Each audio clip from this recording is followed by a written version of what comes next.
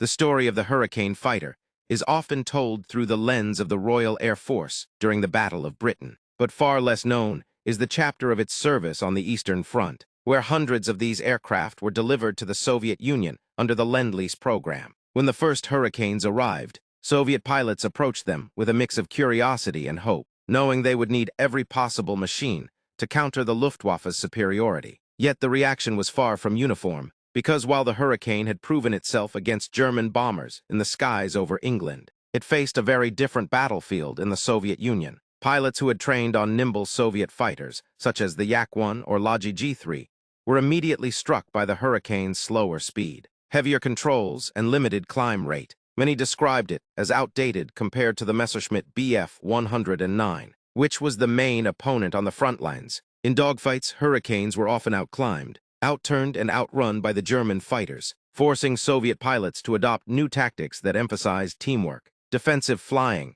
and careful ambushes rather than individual duels. Despite these shortcomings, Soviet aviators respected the Hurricane for its ruggedness and durability. It could absorb a great deal of damage, return home riddled with bullet holes, and still protect its pilot. The cockpit was described as more comfortable and better equipped than many Soviet machines, with good radio equipment and heating systems that were highly valued during harsh Russian winters. For pilots fighting in freezing conditions, even such small comforts meant a great deal. The Hurricane's armament was another point of debate. Early models supplied to the Soviet Union carried 8 to 12 machine guns, which were effective against bombers, but often inadequate against well-armored German fighters. Later, versions armed with cannons were more appreciated, but Soviet mechanics still struggled with maintenance and spare parts. In combat reports, pilots often wrote that while the Hurricane was not a match for the Bf-109, it could still play an important supporting role, escorting bombers, patrolling front lines, and intercepting slower enemy aircraft, such as the Ju-88 or He-111. Some squadrons used it effectively in ground attack roles, strafing German positions and transport columns, where its stable handling and toughness made it a reliable strike platform. Over time, Soviet opinions of the Hurricane settled into a balanced view.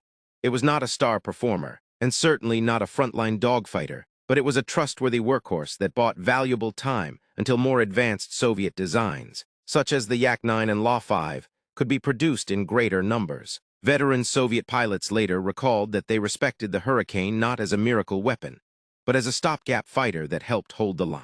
During the critical years of 1941 and 1942, when the Red Army was under immense pressure, in hindsight, many acknowledged that without the influx of Lend-Lease aircraft, including the Hurricane, the Soviet Air Force might have faced even greater difficulties in resisting German air power. Thus, while the Hurricane's legend in Britain was forged in the Battle of Britain, its story in the Soviet Union became one of quiet resilience, where the aircraft was neither loved nor hated, but accepted as a tool of survival in a brutal war. The voices of Soviet pilots remind us that behind every machine there is a story of men adapting, enduring, and fighting with whatever they had at hand. And in that sense, the Hurricane left an indelible mark not only on Western skies, but also on the vast battlefields of the East. And so, the tale of how Soviet pilots viewed the Hurricane fighter is not one of glory or disappointment alone, but of realism, endurance, and the simple will to fight on, no matter the odds.